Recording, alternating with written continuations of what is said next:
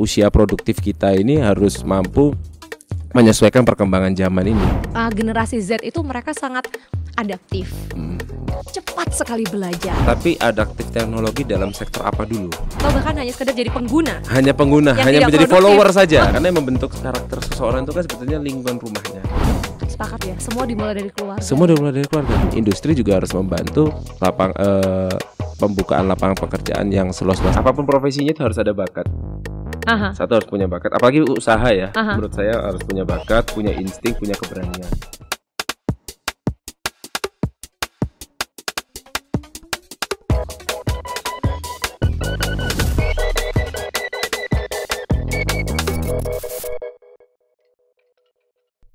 Hai, sedulur Kompas TV, kembali berjumpa dalam program Kompas TV, podcast saja, podcast Sapa Jawa Timur. Katanya jadi anak muda hari ini tuh punya privilege, punya keistimewaan. Apa sih itu? Keistimewaan akses luas terhadap informasi dan juga teknologi digital. Dan itu membuat anak muda hari ini bahkan tanpa harus keluar rumah, keluar dari tempat dia berada, berdomisili, dia bisa terkoneksi secara global. Dan itu yang membuat anak muda dimanapun termasuk di Indonesia dan Jawa Timur lebih mudah akses belajarnya. Itu satu fakta menarik, tapi ada fakta menarik lain di mana konon hari ini banyak angka pengangguran. Dan dari mana angka itu berasal? Sebagian dari anak muda. Hari ini kita bakal ngobrol seru apa sih yang bisa dilakukan oleh anak muda dengan peran, dengan skill, dengan expertise atau keahlian yang kita punya supaya antara job, skill, digital bisa jadi kunci masa depan kita anak muda. Dan tentu bersama saya sudah hadir anak muda, anggota legislatif dari fraksi Gerindra, Komisi DPRD Provinsi Jawa Timur, Mas Cahyo Haryo Prakoso SHMH. Lulusan hukum, anggota legislatif. Assalamualaikum Mas Cahyo. Waalaikumsalam, ketemu lagi Mbak. Ketemu lagi episode kedua kita di podcast saja. Iya. Kemarin habis ngobrolin pangan, karena itu krusial ya. Tapi sekarang kita ngobrolin anak muda dengan energinya yang luar biasa. Ya. Jumlahnya besar, semangatnya besar, energinya besar. Harus kita tampung agar bisa bermanfaat buat Provinsi Jawa Timur. Sepakat, produktivitasnya juga besar. Harapannya itu. Ya, harapannya itu. Mas Cahyo, kita sebelum bicara tema, seperti biasa kalau di podcast saja saya akan ngobrol tentang Mas Cahyo versi masa muda. Karena di episode awal kemarin saya sudah sempat ngobrol, dengar-dengar kan kuliah hukum pengennya ya buka firma nanti. Tapi ternyata jalan hidup membuat Mas Cahyo dengan pilihan hari itu kemudian menerjuni politik, bergabung di partai politik, menjadi anggota legislatif. Kalau boleh cerita, Cahyo kecil itu cita-citanya jadi apa sih? Umur SD, SMP, ngelihat orang berkegiatan gitu. Kalau profesi ya seperti yang saya waktu episode lalu ya sempat saya sampaikan, yaitu di sekolah kedinasan lah. Salah satu sekolah itu sudah jadi impian dari kecil. Dari SD gitu. Karena kan. kebayang kalau menjadi warga negara ini bekerja di bayangannya apa? Badan usaha milik negara begitu atau kementerian, seperti lembaga. Kakek saya. Kakek saya kan TNI AD. Seperti itu.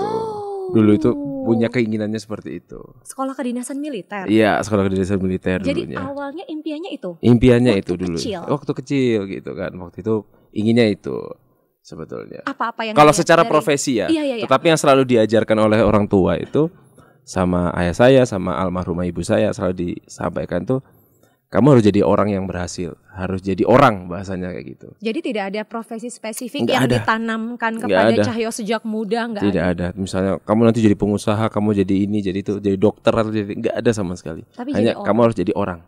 Nah, orang itu apa? Orang yang berhasil, bisa memberikan manfaat untuk masyarakat, untuk agama.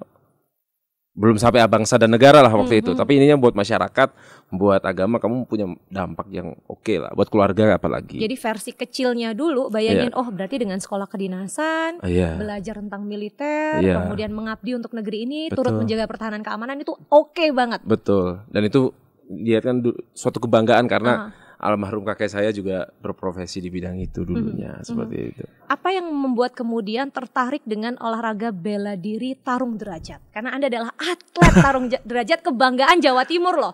Dulu tuh badan saya kecil, Mbak. Oh ya? Iya. Emang pernah kecil gitu? Kecil sekali, jadi saya pernah sampai di usia 7 tahun ya, kelas 2 SD itu SD. Itu berat badan saya cuma 25 kilo lah waktu itu. Kecil sekali. Kalau 25 kilo kecil sekali. Anak perempuan saya kelas 2 SD juga. Oke, saya kebayang ukurannya. Kecil sekali. Terus. Jadi karena saking kecilnya sering dibully lah bahasanya gitu. Pernah ngalamin situasi itu? Bukan pernah, sering malah itu kan. Sering sekali kelas 1, kelas 2, kelas 3. Itu selalu dibully setiap. Momen bully yang dihadapi bullyingnya verbal, verbal dan non verbal. Ada secara fisik, ada secara omongan gitu. Khususnya kepada dari teman-teman yang badan lebih besar, dari kakak kelas. Karena merasa superior dengan tubuh yang lebih besar begitu. Betul ya, biasalah di zaman itu kan mungkin bullying yang fisik itu luar biasa ya kan gitu. Akhirnya disitulah saya tertarik ikut bela diri. Waktu itu ikutnya bukan tarung derajat tapi karate. Karate. Umur berapa mulai belajar karate? Ketika usia 9 tahun lah ya, kelas 4 SD lah. Kaget nggak yang tadinya aktivitas ya olahraga biasa pada umumnya kemudian karate kan fisik banget. Ya waktu itu kan masih kecil, jadi karatenya aja masih ringan-ringan ya, basic aja. Baru akhirnya usia waktu kelas 6 SD berani melawan lah di situ. Kelas 6 SD. Setelah bertahun-tahun menghadapi perundungan. Kelas 6 SD baru berani kalau ada yang karena mau keluar sekolah kan nggak mungkin dicari lagi kan gitu. Jadi kita berani itu waktu itu berani mukul balik lah gitu bahasanya. Berani melawan. Ketika lah, diperlakukan gitu. Tidak adil. Nggak boleh mukul orang ya, nggak boleh ya. Tapi waktu itu konteksnya adalah defense, pertahanan diri. Terus. Jadi ya meskipun tetap kalah juga gitu kan, tetap ini balik juga. Tapi menurut saya waktu itu ada momen pembentukan karakter dan diri karakter baru kita harus berani melawan di situ. Ketika dari sistem dalam perundungan situasi yang tidak adil. Ya, itu di situlah. Baru akhirnya terus sampai SMP, SMA, baru waktu SMA masuk ke bela diri tarung derajat yang lebih keras, memang karena sudah full body contact di situ. Di situ akhirnya terbentuklah karakter keras, karakter disiplin dari bela diri itu. Selain juga lingkungan kehidupan keluarga juga mengajarkan kita untuk menjadi orang yang selalu disiplin dan komitmen, tanggung jawab terhadap apa yang menjadi tanggung jawab kita, gitu. Apa yang menjadi tugas kita, apa yang menjadi profesi kita. Kalau kita jadi siswa, jadi pelajar ya pelajar yang baik, jadi mahasiswa yang baik, jadi anak yang bermanfaat untuk diri sendiri minimal seperti itu. Jadi disitulah.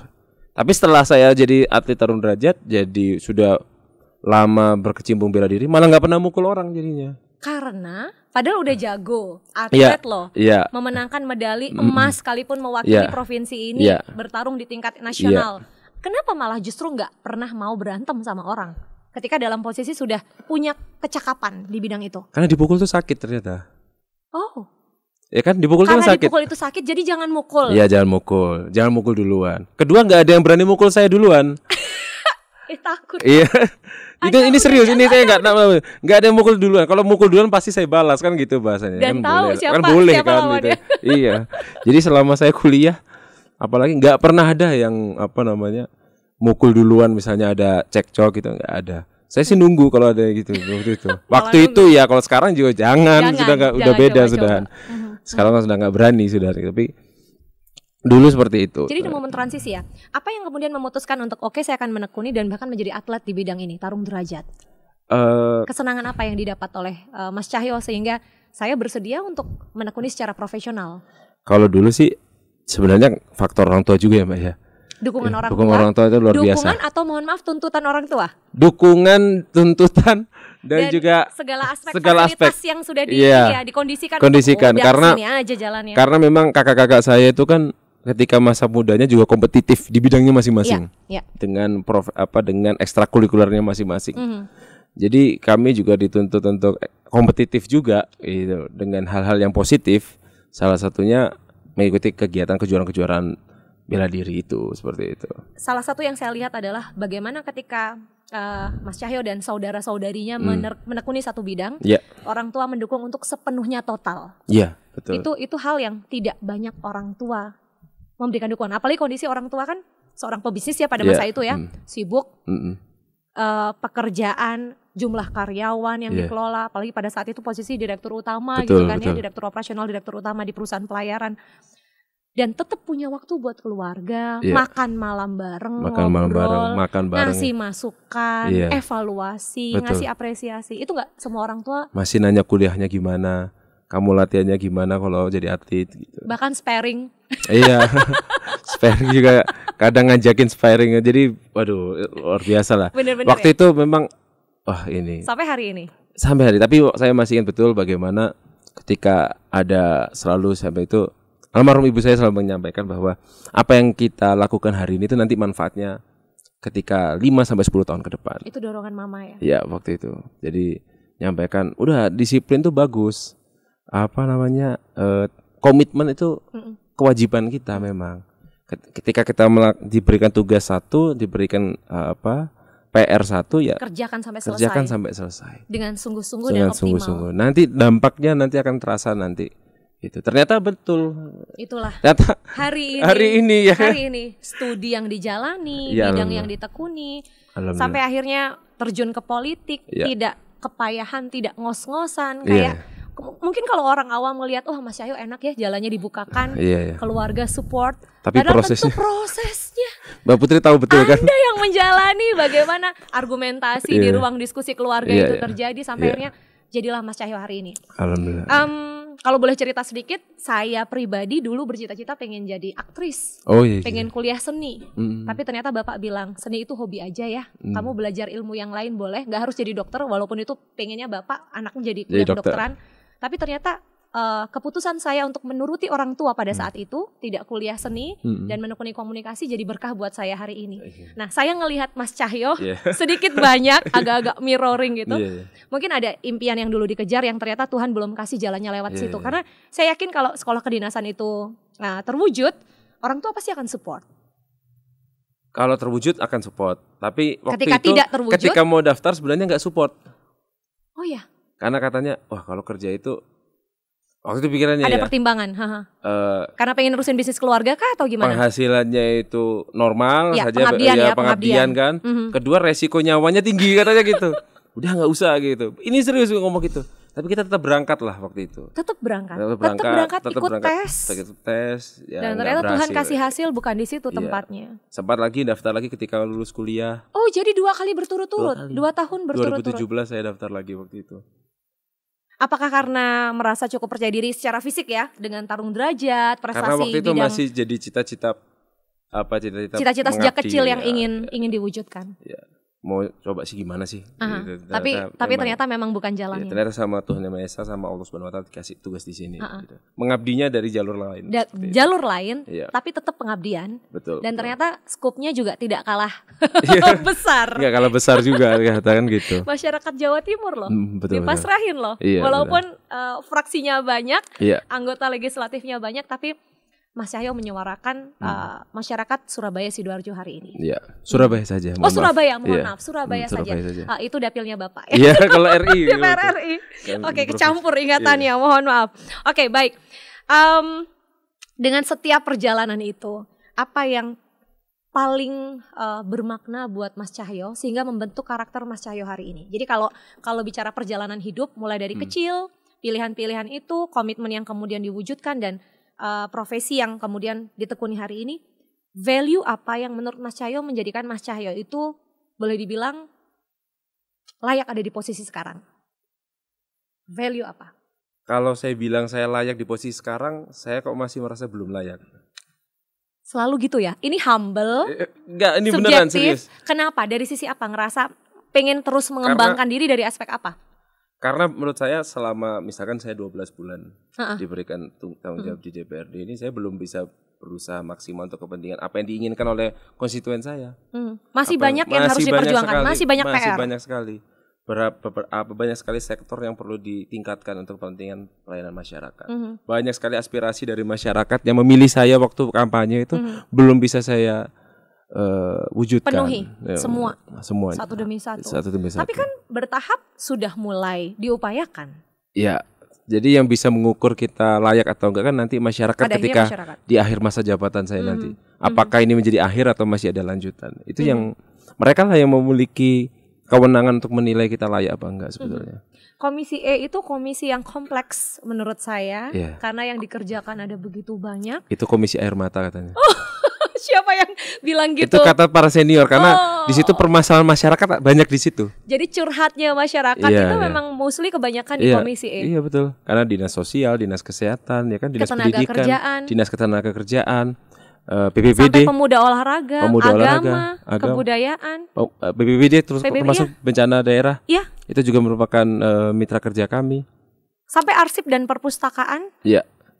Juga dinas keluarga kebudayaan berencana, juga merupakan bagian kami. Sosial, kayak ini kan kayak semuanya tumplek-blek di situ ya. Di situ ya. Tapi kalau boleh dengan background hukum, ya, kalau ngomongin background hukum, padahal kan ada komisi lain yang memang secara khusus membidangi hukum. Apa yang membuat Mas Cahyo kemudian masuk ke Komisi E, bukan komisi yang lain? Ini pilihan personal atau permintaan partai? Sebenarnya kalau kami di Gerindra tidak ada pilih-pilih ya. Cuma memang waktu itu pimpinan partai di Jawa Timur menanyakan kepada kami mau mengabdi di mana, di komisi apa. Tanya secara personal. Jadi memang setiap anggota 21 orang ini ditanya satu-satu. Oke. Apa keinginannya di komisi apa, tujuannya apa, alasannya apa, dan tujuannya apa ditanya semua. Ya kami sampaikan kalau kami secara pribadi pengen di Komisi E.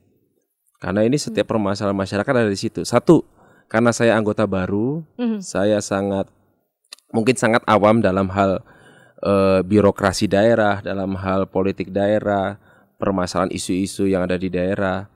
Maka salah satu cara saya bisa cepat belajar ya di komisi ini. Gitu. Lari kencengnya di komisi. Lari kencengnya di sini apa itu. Jadi saya bisa melihat bagaimana sih kompleksitas masyarakat itu seperti apa di situ. Termasuk perspektif dari berbagai isu yang ada di Jawa Timur. Di kehidupan masyarakat ada di situ semua. Dan yang kedua juga kalau kita memang, saya rasa semua komisi punya dampak yang maksimal ya buat masyarakat. Tapi bagi saya ketika di Komisi E maka dampak kebermanfaatannya mungkin menurut saya lebih maksimal daripada di komisi lain menurut saya. Karena ada sesi diskusi itu dan kemudian pilihan personal yang kemudian mendapat dukungan dari partai. Akhirnya kami ditugaskan di Komisi E seperti itu. Meskipun tidak ada satupun dinas yang merupakan latar belakang pendidikan kami, expertnya kami nggak ada sama sekali kan? Betul. Begitu ini bukan? Nggak ada hukum-hukumnya. Nggak ada hukum-hukumnya, nggak ada. Tenaga kerjaan, hukum pendidikan, hukum ilmu. Mungkin cuma dispora aja, karena dulu mantan atlet. Iya benar, pemuda dan olahraga. Iya, cuma itu aja. Lainnya nggak ada sama sekali. Nah, nyambung sama itu tuh, pemuda dan olahraga. Ngobrolin janji Pak Presiden pada saat kampanye, buka lapangan kerja seluas-luasnya. Terus kondisi masyarakat hari ini, lulusan-lulusan SMA sederajat yang mereka bilang, kok yang kemarin dijanjikan belum ada ya, belum kami terima, belum terlihat hilalnya gitu. Atau karena ada disrupsi teknologi kita hari ini harus diakui ya, banyak pekerjaan yang tergantikan dengan mesin, alat, teknologi, begitu, AI bahkan.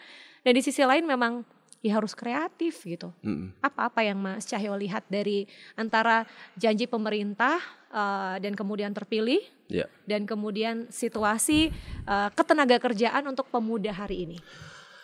Sebelum kita bicara ini kan nih. Kita masuknya cakep ya, halus ya kan, tiba-tiba kasih pertanyaan menohok gitu kan. Jadi kita sebelum memulai ya kita harus melihat dulu ya. Jadi kondisi karena kita ini sudah menjadi kehidupannya ini, interaksi antar negara ini sangat penting ya. Adanya perang dagang, geopolitik yang sangat mempengaruhi investasi di dalam negeri kita.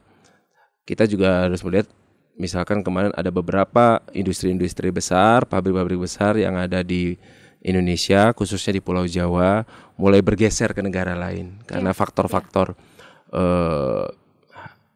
mungkin operational cost-nya yang lebih rendah mungkin di negara-negara lain, lalu juga mungkin tenaga kerja yang dianggap lebih kompetitif di sana bagi para investor-investor ini. Akhirnya ada beberapa industri yang berpindah dari Indonesia. Itu tentu juga memberikan challenging buat tersedianya lapangan pekerjaan kita. Itu satu fakta yang memang terjadi, yang harus kita hadapi. Indonesia, tapi negara-negara berkembang lain. Iya, di negara-negara berkembang lain mengalami tantangan itu saya rasa. Dan tidak hanya negara berkembang, negara-negara maju juga mengalami itu. Seperti kita lihat di Amerika misalkan Amerika Serikat bagaimana sekarang lapangan pekerjaan juga menjadi PR bagi negara itu, karena meskipun mereka memiliki perusahaan-perusahaan besar, ternyata industri atau pabriknya bukan di dalam negeri mereka. Ya, jadi ini juga tantangan perang dagang yang luar biasa. Nah, kedua juga tadi sudah saya sampaikan, tantangan perkembangan teknologi ini juga akhirnya memaksa generasi muda kita, usia produktif kita ini harus mampu menyesuaikan perkembangan zaman ini, harus mampu menyesuaikan kebutuhan dari industri yang ada saat ini. Dan saya rasa ini juga jadi PR kita bersama, tidak hanya dari pemerintah, tidak hanya pelaku usaha, tapi masyarakat juga harus paham ini, harus bisa menyesuaikan hal ini seperti itu. Ada fakta menarik ketika teknologi hadir, media sosial berkembang gitu, dan makin kesini bahkan anak-anak muda usia sekolah mereka sudah mulai membangun bisnisnya. Iya. Banyak banget. Apalagi dengan kemudahan teknologi ya, melalui media sosial, ya kan, e-commerce dan lain-lainnya. Mereka sudah mulai bisa menjadi pengusaha muda. Jadi sambil sekolah, sambil pengusaha. Itu sesuai data yang disampaikan oleh Disnaker, memang sesuai.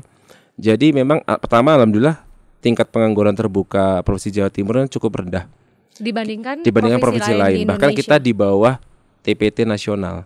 Kita hanya 4,1%, nasional 4,9% tingkat pengangguran terbuka. Sekalipun angka itu kalau di persentase jumlah sangat besar, sangat besar. Tetapi kita harus bersyukur bahwa ada terus pengurangan, ada upaya berdasarkan data yang kami cek juga waktu rapat dengan Disnaker, dalam 5 tahun terakhir ada penurunan sekitar 0,9% tingkat pengangguran terbuka kita. Terus ada kontinuitas yang baik yang dilakukan. Berarti ini kan ada suatu kesinambungan program yang luar biasa antara pemerintah dengan industri, dan juga tidak kalah penting adalah dunia pendidikan kita, sekolah-sekolah vokasi kita, universitas yang ada, perlu ada link and match antara industri dengan sekolah. Ya kan, agar kita tidak ada mismatch antara banyak sekali lulusannya jurusan matematika, gitu kerjanya di bidang apa, ya kan, nggak sesuai dengan ini. Karena juga kebutuhan industri ternyata sangat tinggi, masyarakat kita atau generasi muda kita, usia produktif kita belum mampu untuk menyesuaikan dengan kondisi tersebut. Nah, ini yang jadi PR kita bersama sebetulnya. Ketika kemauan itu betul-betul ada secara individu ya, artinya akan ada upaya, effort yang sangat luar biasa untuk mengejar cita-cita. Entah itu dengan bekerja secara mandiri, bahkan membuka lapangan kerja untuk orang-orang di sekitar, atau bekerja di perusahaan atau tempat bekerja yang ada di sekitarnya. Mas Ayu melihat ketahanan anak muda zaman sekarang. Ini saya ngomongin anak muda zaman sekarang, sebenarnya saya ngomongin Anda dan saya ya, kita sebagai sesama anak muda. Kita sama-sama ini. Jadi generasi muda. Milenial akhir atau generasi Z awal? Kelahiran 9 berapa sih? 94. Oh, bukan Z, mohon maaf ya. Anda milenial akhir. Saya milenial akhir ya, enggak masuk Z. Tapi artinya kan ngelihat teman-teman hari ini, generasi Z itu mereka sangat adaptif, cepat sekali belajar. Kalau udah urusan teknologi, aduh kayaknya mereka itu udah melek, itu udah pegang teknologi udah jago gitu ya. Apalagi sekarang udah ada anak generasi alfa kan, udah mulai berasa banget kan tantangannya. Pertanyaan yang kritis, artinya secara skill sebetulnya nggak kurang, tapi kebutuhan dunia hari ini berbeda dengan dunia ketika kita lahir. Jadi sebenarnya kalau kemampuan adaptif teknologinya luar biasa. Tetapi adaptif teknologi dalam sektor apa dulu? Apakah untuk meningkatkan produktivitasnya atau hanya sekedar kemampuan untuk mengelola teknologi?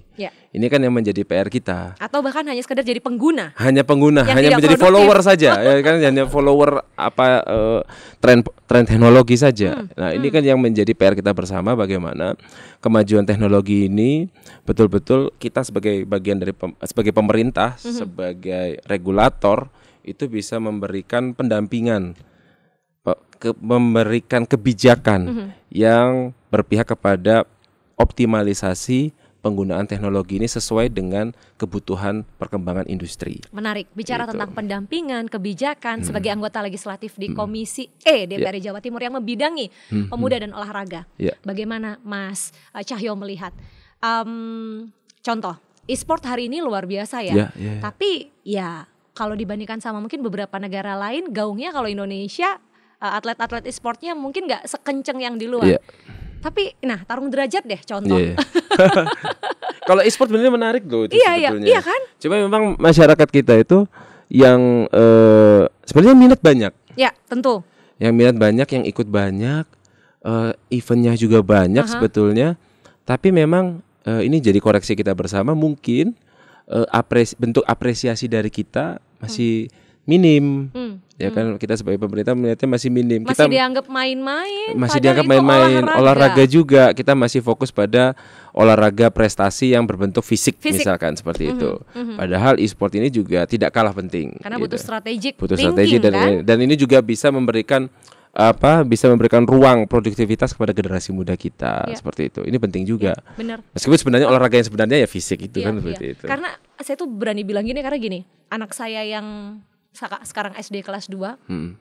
Dia belajar bahasa Inggris itu ya nonton para gamer yang mereka itu ngomong tips and trick dia memenangkan satu level tertentu dalam bahasa Inggris, Mas Cahyo. Dan itu membuat mereka yang sambil watching and listening, lihat sambil dengerin itu jadi cepat sekali menyerap. Artinya ketika ruangnya dimanfaatkan dengan tepat dan tidak berlebihan porsi konsumsi atau penggunaannya, itu sangat baik. Nah, saya bayangkan anak-anak sekarang itu bahkan mungkin Mas Cahyo tahu ya, udah mulai banyak orang tua yang memberanikan diri untuk homeschooling. Karena ngerasa anaknya bisa loh diajarin sendiri dengan kurikulum yang sesuai dengan apa yang diminta oleh pemerintah. Satu, karena merasa anaknya bisa untuk menjalankan kurikulum. Kedua, karena orang mungkin takut anaknya kenapa-napa gitu. Itu juga jadi PR kita loh sebetulnya. Bagaimana kita harus membangun sistem pendidikan kita yang inklusif dan nyaman buat semua kalangan masyarakat. Itu penting juga, itu jadi PR kita juga. Dan itu selalu kita sampaikan dalam diskusi dengan Dinas Pendidikan. Sistem pendidikan kita harus berpihak kepada setiap golongan, setiap kelompok masyarakat. Seperti itu. Seinklusif mungkin ya. Karena setiap masyarakat itu, setiap anak itu pasti dilahirkan berbeda-beda. Dengan kecerdasan yang berbeda-beda. Dengan kecerdasan berbeda-beda dan terbangun berbeda karena lingkungan orang tuanya berbeda. Karena yang membentuk karakter seseorang itu kan sebetulnya lingkungan rumahnya. Seperti itu. Sekolah itu hanya faktor sedikit lah. Ini aku jadi penasaran karena di kesempatan episode sebelumnya Mas Cahyo sempat cerita Mas Cahyo dulu kecil itu bandel anaknya. Jadi cenderung nggak mau diatur. Kalau nggak percaya tanya saja ke bapak saya pasti ini. Mesti kalau ngomong kemana-mana mesti ngomong ini Cahyo ini bandel dulunya. Yang paling argumentatif gitu ya. Paling bandel, paling sering nongkrong sama temannya gitu. Dan bayangkan bandelnya Mas Cahyo yang dulu dicap bandel nih, suka nongkrong, artinya kan suka bersosialisasi, argumentatif, artinya cerdas linguistik, itu diberi ruang. Dan jadilah Mas Cahyo hari ini yang bisa mempertimbangkan ini ya, satu emotional intelligence dan aspek sosial dari orang lain yang ada di sekitar. Bagaimana? Ini kalau Mas Cahyo ngeliat nih, parenting issue, orang tua didik anak yang tadinya bandel dan kemudian jadi produktif bahkan berprestasi. Kalau bandel, insya Allah saya bandelnya bandel positif kok, Mbak. Bandelnya bandel terarah kan. Jadi sebenarnya gini, nggak ada namanya anak nakal itu sebetulnya nggak ada. Sepakat. Ya kan, karena sebenarnya seorang anak itu dilahirkan memang berbeda-beda. Dia memang memiliki tenaga yang berbeda-beda, kelebihan tenaganya minat itu yang berbeda-beda. Kembali lagi. Saya selalu sampaikan ketika di rapat komisi juga, ketika berdiskusi dengan para senior, dengan dinas pendidikan dan lainnya, bahwa generasi muda itu yang membentuk karakternya adalah keluarga. Makanya kami sangat mendukung juga program dari pemerintah Provinsi Jawa Timur, program resiliensi keluarga, ketahanan keluarga yang merupakan, karena keluarga ini merupakan fondasi utama dari bangsa kita. Sepakat ya, semua dimulai dari keluarga. Semua dimulai dari keluarga. Kalau keluarga kita baik, kondisi rumahnya itu baik, lingkungan rumahnya juga positif, sehat, maka disitulah akan muncul generasi-generasi penerus yang baik. Kalaupun anak ini cerdas, sekolahnya bagus, ya kan, kualitasnya bagus, tapi lingkungannya itu mengajarkan dia untuk tidak bertanggung jawab, ya dia akan jadi orang yang tidak bertanggung jawab, ya kan. Dia di lingkungannya mengajarkan dia menyimpang dari kejeniusannya, ya banyak juga, ada juga orang yang jenius tapi tidak sesuai dengan peruntukannya. Dan ini salah satu alasan penguat bagi seorang Cahyo Haryo Prakoso untuk terjun politik karena berkaitan dengan kebijakan dan dampak bagi masyarakat. Betul. Memulai dari keluarga. Kebijakan itu bahkan bisa dibuat lewat regulasi yang ada. Regulasi yang ada melalui program-program statement kita di media sosial itu juga maupun di media massa itu juga merupakan bagian dari kita untuk mengingatkan kepada pemerintah maupun masyarakat betapa pentingnya ketahanan keluarga itu untuk menjamin kemajuan bangsa kita ke depannya seperti itu. Jadi salah satu ya isu yang kemudian nanti akan didorong dengan sangat oleh kawan-kawan Komisi E adalah harapannya dengan ketahanan keluarga ini anak-anak akan menemukan passion utamanya, mereka ahli di bidang itu dan mereka bisa berkarya dari situ. Betul. Termasuk juga bagaimana keadilan untuk setiap keluarga. Kami sekarang sedang fokus ke pembentukan penyusunan perda disabilitas dan juga perda perlindungan perempuan dan anak. Itu merupakan sekarang jadi perda prioritas kami di tahun ini. Karena kami ingin semua masyarakat memiliki hak yang sama untuk bisa berkreativitas dan produktif untuk kepentingan dirinya minimal itu. Dirinya. Mas Cahyo, ada fakta yang sedih, tapi ini juga lagi-lagi jadi catatan bagi kita bersama ya. Bicara angka pengangguran di Indonesia, 3,6 juta pengangguran itu mereka pada usia muda. 3,6 juta pengangguran di Indonesia usia muda. Sementara di Jawa Timur sendiri jumlah pengangguran ini bulan Februari 2025, mohon maaf kalau data kami ada yang kurang tepat atau kurang presisi ya. Jumlahnya 894.500 orang di Jawa Timur. Di mana mereka berangkat dari latar belakang pendidikan. SD-nya 1,98%, masih ada Mas lulusan SD yang menganggur. SMK sederajatnya 5,87%, dan ini tertinggi ya karena disusul lulusan universitas yang menganggur 5,6%. Saya yakin Komisi E mendorong, memfasilitasi, mendukung penuh program pemerintah Provinsi Jawa Timur untuk memberi ruang supaya sebisa mungkin menekan angka pengangguran. Tadi Mas Cahyo bilang prestasi kita luar biasa loh, angkanya di bawah angka nasional tingkat pengangguran terbukanya. Betul. Tapi dalam pandangan Mas Cahyo dan kawan-kawan di Komisi E, adakah ruang yang belum tersentuh dari pemerintah provinsi yang memang butuh extra treatment, butuh sentuhan ekstra gitu supaya angka ini bisa lebih optimal lagi kita kurangi? Memang yang pertama kita tadi yang sudah saya sampaikan ya, peningkatan kualitas sumber daya manusia kita melalui pendidikan vokasi-vokasi ya kan, agar kita betul-betul bisa menyerap kebutuhan industri yang ada. Tetapi diperkuat pertama satu pendidikan vokasi ya, karena itu yang siap kerja ya, siap kerja. Lulusannya. Itu kami sudah sampaikan berulang kali kepada Dinas Pendidikan, Dinas Tenaga Kerja untuk berkolaborasi antar OPD ini, yaitu program Link and Match tadi, termasuk juga Bapak Asu Industri kepada SMK-SMK yang ada. Ya. Jadi jangan ada keluhan masuk kepada kami itu, mereka magang di salah satu industri karena dia sekolah SMK, dia magang. Setelah magang selesai, dia mau masuk kerja situ nggak bisa. Gitu. Karena memang lagi nggak buka lowongan kan? Nggak buka lowongan. Nah, ini kan bagaimana kita harus ada diskusi dengan industri. Pertama kita harus membantu juga industri ini agar dia bisa ada stabilitas ekonomi dari industri ini, biar dia bisa berkembang terus. Kita harus memberikan kebijakan dan regulasi yang berpihak kepada pelaku industri.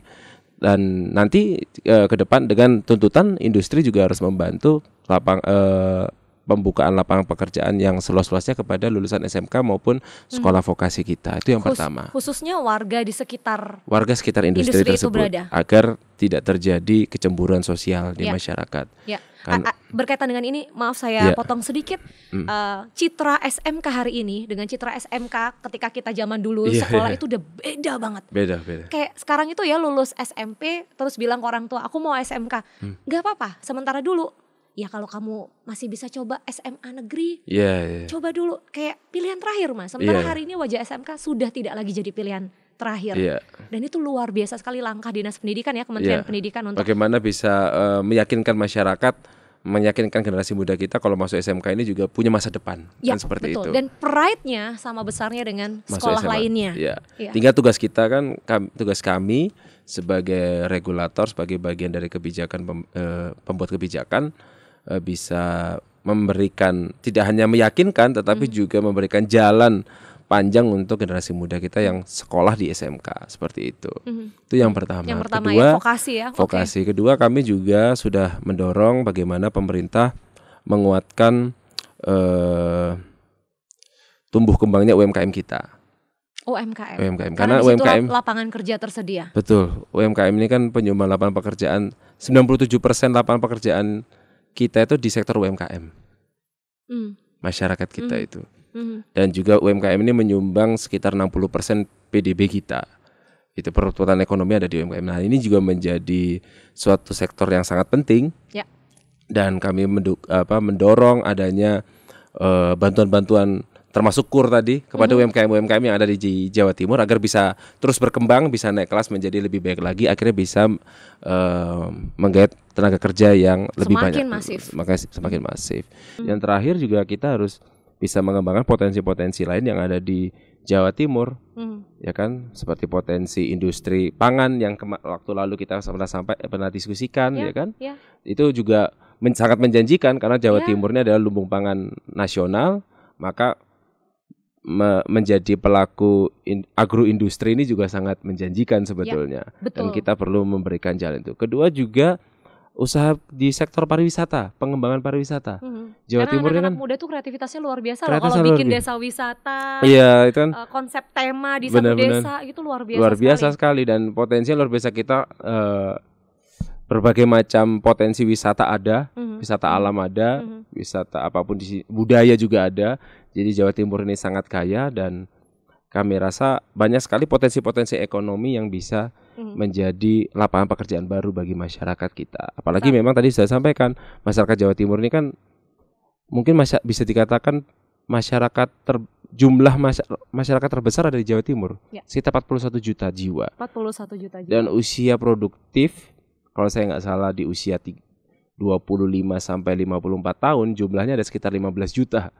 Jumlah di tahun 2024 kemarin jumlahnya sangat besar. Hampir 50% ya. Hampir 50%, lebih dari 50% bahkan itu adalah hampir 50% adalah usia produktif. Jadi ini jadi PR yang luar biasa bagi kita seperti itu. Potensinya ada, dari sisi kecakapan juga sebetulnya tidak diragukan. Tinggal bagaimana masyarakat mau mengarahkan dirinya sebagai individu dengan dukungan pemerintah. Apalagi pariwisata kita sebenarnya hari ini dalam tren yang sangat baik. Jawa Timur itu adalah provinsi dengan jumlah wisatawan domestik terbesar di nasional. Jawa Timur ya, Jawa Mas? Timur. Bukan provinsi lain. Bukan provinsi lain yang kita tahu, Bali salah satunya ya. Kalau domestik ya, saya bicara domestik ya. Domestik, bukan internasional ya. Domestik itu terbesar. Coba memang beberapa waktu itu saya ketahui kita rapat dengan Dinas Pariwisata. Daya tariknya di mana tuh dari hasil pertemuan dengan Dinas Pariwisata? Ternyata sebagian besar karena alam. Kita punya Bromo, Semeru, terus juga Banyuwangi juga jangan dilupakan. Banyak sekali potensi-potensi Madura, Pacitan dan lain-lainnya itu punya potensi wisata yang luar biasa. Itu kalau didorong lagi tidak menutup kemungkinan wisatawan mancanegara bisa ke sini. Akan melirik. Iya, jadi akan semakin besar jumlah wisatawan internasional kita. Itu juga menjadi harapan kami sampaikan dorongan kami waktu rapat komisi, dan kami juga menyampaikan karena ketika kami cek ternyata jumlah lama tinggalnya mereka masih cukup rendah. Itu jadi kayak cuma 2 hari pas hanya weekend. 2 hari ya, rata-rata hanya 2 hari. Belum bisa sampai 3 atau 4 hari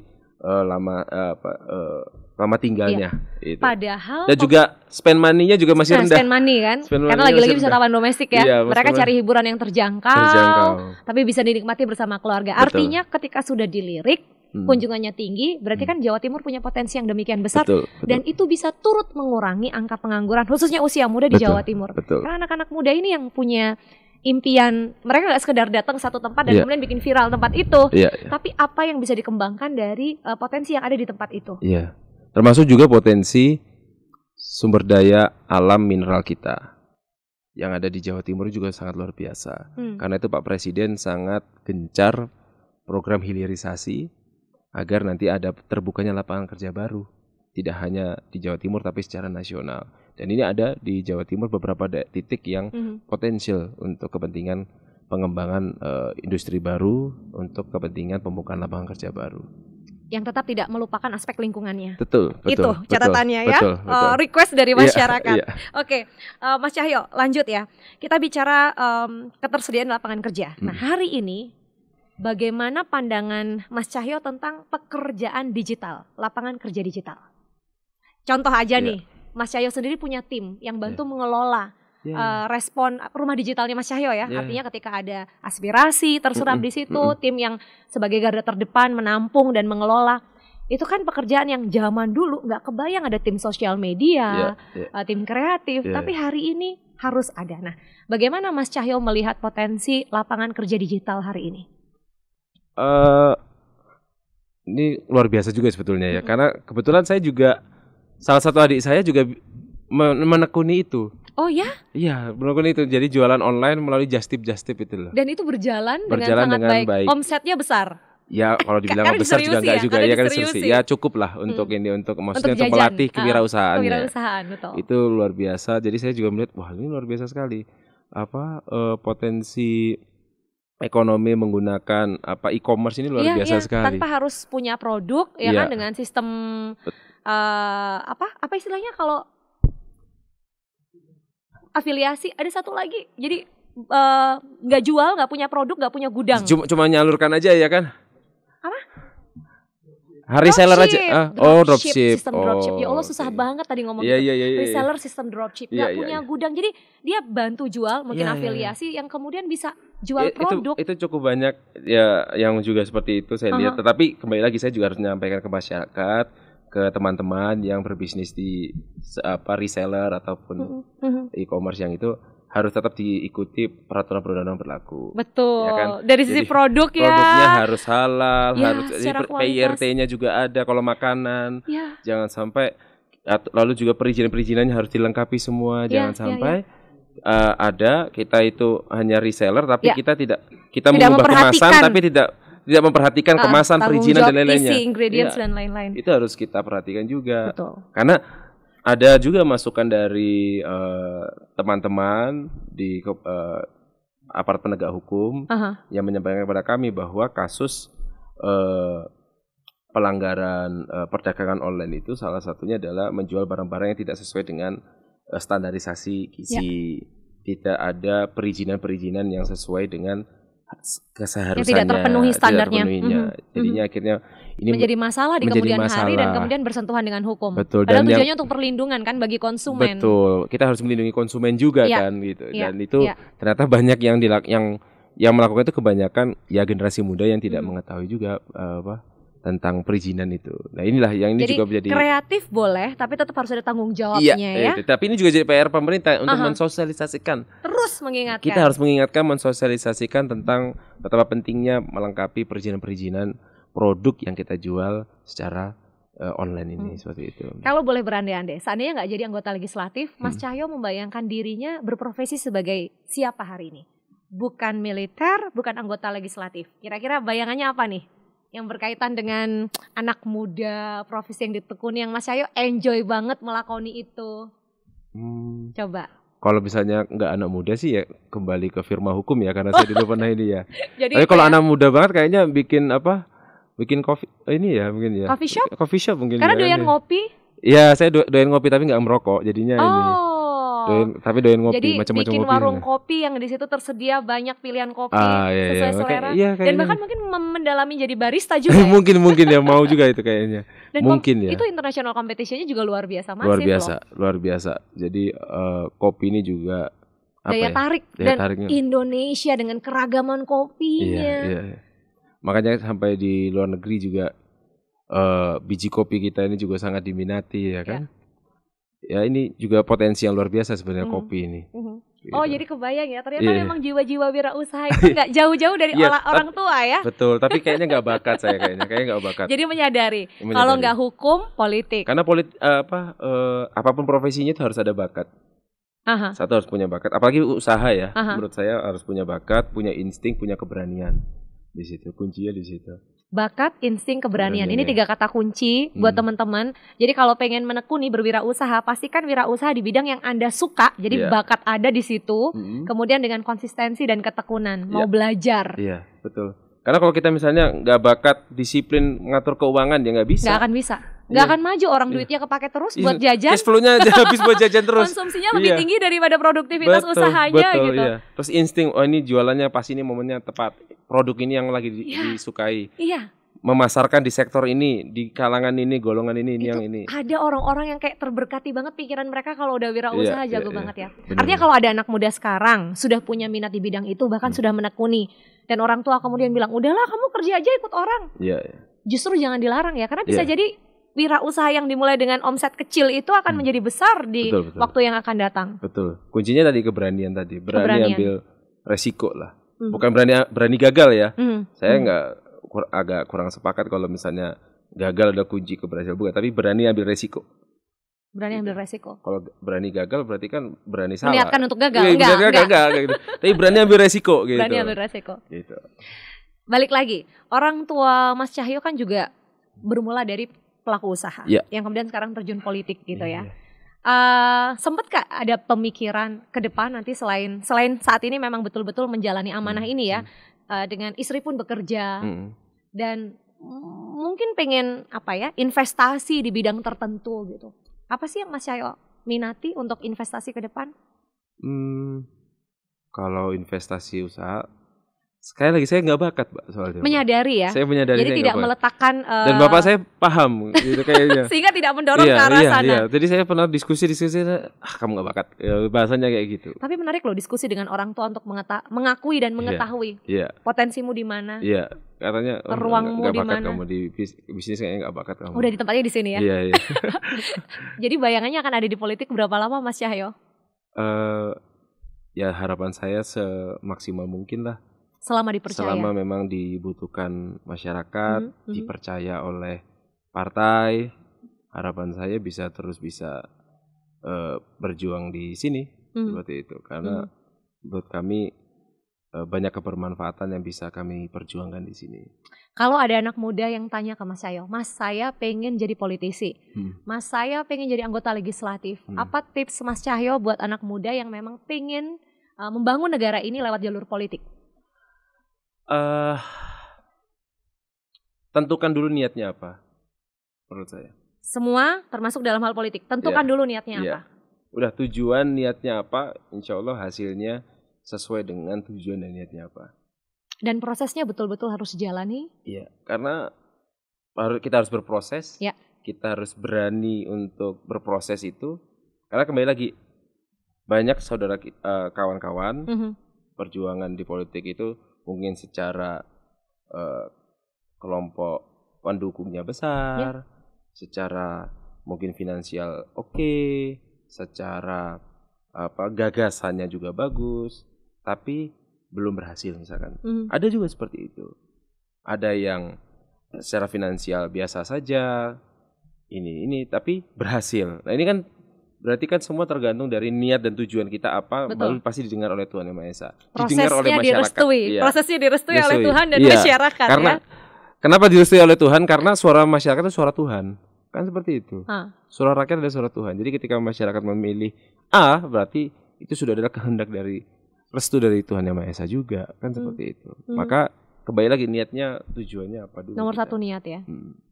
Kalau niatnya sudah kurang pasti prosesnya juga nggak akan sesuai dengan hasil, sesuai dengan keinginan. Seperti itu. Mas Cahyo, Komisi E hari ini tentu turut mendorong pertumbuhan ekosistem kerja digital ya. Bagaimana Komisi E membantu mendorong pemerintah untuk membuka peluang kerja baru bagi anak muda, khususnya secara digital, lapangan kerja digital? Jadi sudah ini ya, kalau saya mungkin saya belum mendalami terlalu ini, tapi memang sudah ada program-program pendampingan pelatihan digital. Di Dinkop UM itu rame banget pelatihan. Jadi pelatihan di Dinkop UMKM itu sudah ada, lalu juga di Disnaker juga sudah ada pelatihan-pelatihan untuk meningkatkan kemampuan digital yang produktif itu sudah ada semuanya. Dan itu tidak hanya untuk generasi muda, tapi banyak juga kalangan masyarakat yang masyarakat pelaku usaha secara umum, termasuk juga masyarakat sektor golongan lainnya. Seperti kemarin kita mendiskusikan bagaimana memberikan pelatihan bisnis online juga kepada pekerja migran kita yang pulang ini, agar dia tidak kerja lagi di luar negeri, dia mengembangkan ekonominya, modal yang sudah dimiliki ada itu untuk menjadi pelaku usaha, pelaku usaha bisnis baru digital di kampungnya di sektor digital. Itu juga ada program itu.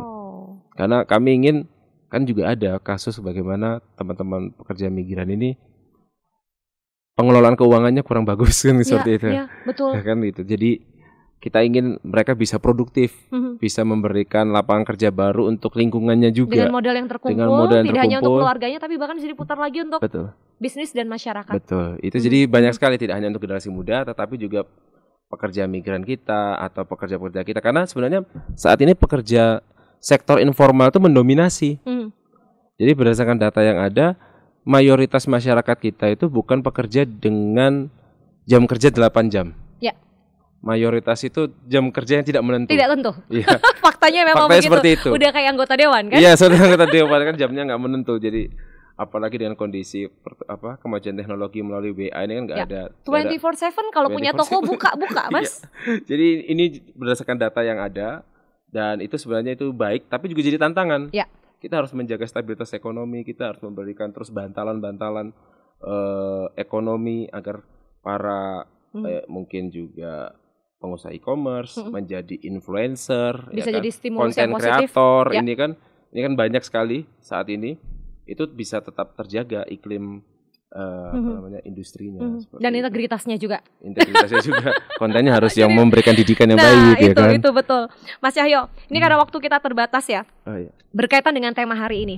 Skill apa yang menurut Mas Cahyo harus dimiliki oleh teman-teman muda supaya bisa meraih masa depannya dan membuat Indonesia betul-betul mewujud Indonesia Emas 2045. Sekaligus closing statement, skill yang Mas Cahyo harap teman-teman muda punya untuk bisa membangun negara ini. Silakan Mas.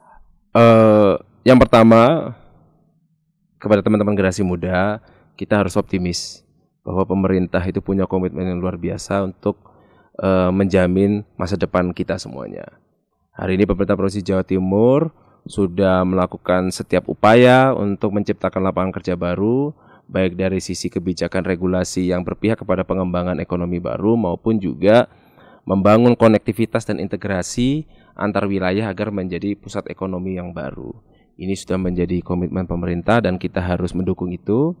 Tetapi yang paling penting kita sendiri sebagai generasi muda, sebagai individu harus punya sifat critical thinking, adaptif, berani ngambil resiko untuk bisa menjadi seseorang yang berhasil.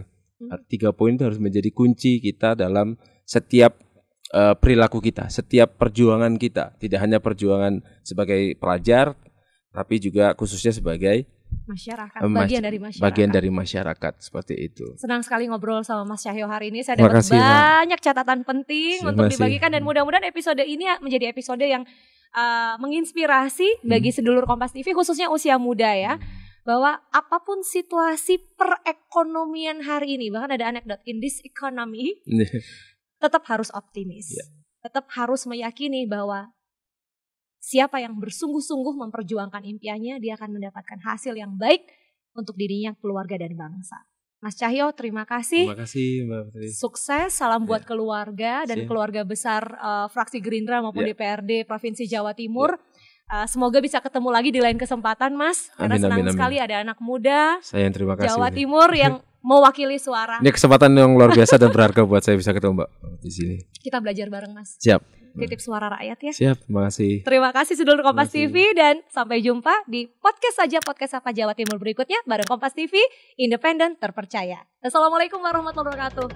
Makasih Mas Cahyo. Terima kasih.